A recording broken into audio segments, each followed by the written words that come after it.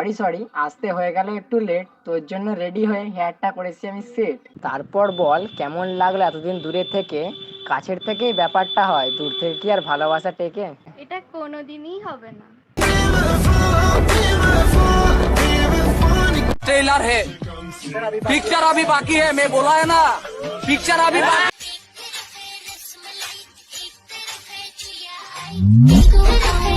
Flashback তোকে দেখে মনে স্পিকার ঢাকাই শাড়ি পরে তোকে লাগছে বিউটিফুল, মন হলো মশগুল, ঢাকাই শাড়ি পরে তোকে লাগছে বিউটিফুল।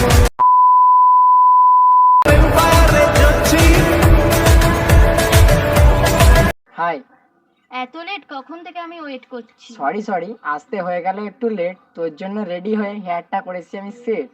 तुमसे मिलके दिल का है जो हाल क्या कहे। এসেই শুরু করে দিলি? দেখ, এসেই শুরু করিনি, তবে আস্তে আস্তেই আমি রাস্তায় ভাবি তোকে গিয়ে কি বলবো না বলবো, এটা নিয়েই ভাবতে ভাবতে চলে আসি। আচ্ছা, বুঝলাম। বাই দা ওয়ে, তোকে আজকে না খুব দেখতে সুন্দর লাগছে। বন্ধুই আমার রসিয়া খাটের উপরে বসিয়া। আচ্ছা, আমি যদি বলতাম তোকে খুব বাজে লাগছে, তখন কি বলতিস তুই? বলতিস না, কারণ এসেই তুই আমার সাথে ফ্ল্যাট করা শুরু করে দিয়েছিস, তাই বলতিস না তুই। যাই হোক, তোকে আজকে খুবই দেখতে সুন্দর লাগছে। Thank you. তারপর বল কেমন লাগলো এতদিন দূরে থেকে? কাছের থেকেই ব্যাপারটা হয়, দূর থেকে কি আর ভালোবাসা টেকে? তোর ফর্সা গালে টোল দেখে বুকে ডামাডোল, তোর মিনি মিনি স্কার্ট। তোর স্মাইলটাতেই আমি বারবার গলে যাই। একটা কথা জিজ্ঞাসা করি? বল। এই শাড়িগুলো কি সব মেয়েদের জন্যই, না স্পেশালি আমার জন্য বানিয়েছিস? না না, এরকম কোনো ব্যাপার না। দেখ, তোকে ভালো লাগে তাই তোর জন্যই শায়েরিগুলো স্পেশালি বানানো। আর তাছাড়া আমি অন্য মেয়েদের সাথে দেখা সাক্ষাৎ তো দূরের কথা, শায়েরি কী করে বলবো? আমি একদমই লয়াল। বাবা। দেখ, জীবনে তো আমার নেই কোনো মেয়ে। কতজনকে বলেছিস? কতজনকে আবার বলবো? দেখ, ওইসব মেয়েটে প্রেম ভালোবাসার দিকে আমি যাই না, ঠিক আছে? তোকে যেদিন প্রথম দেখেছিলাম সেদিনই আমার ভালো লেগেছিল, তাই তোকেই আমি শায়েরিগুলো শোনাই, মন থেকে চলে আসে অটোমেটিকলি তোকে দেখলেই।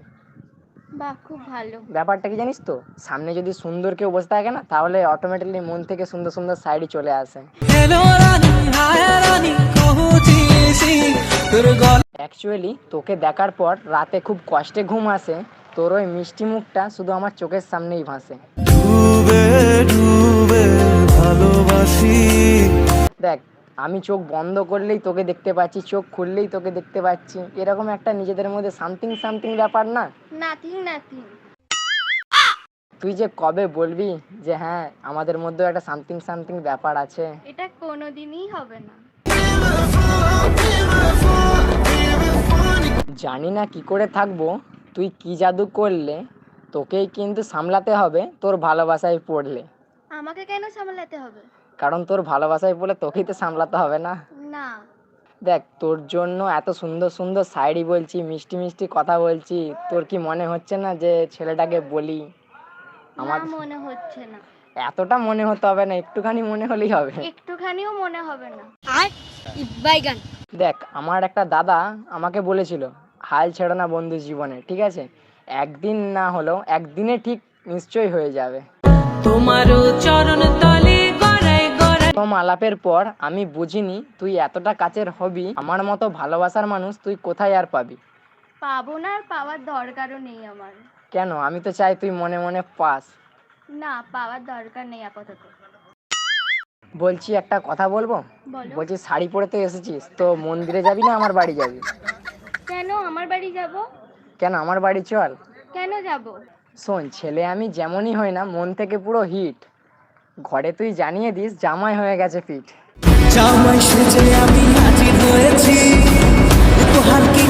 বলে দিস কিন্তু। না। কেন? এমনি।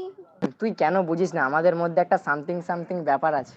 তুই কেন বুঝিস না আমাদের মধ্যে একটা নাথিং নাথিং ব্যাপার আছে? চলে যাব কিন্তু আমি। চলে যা।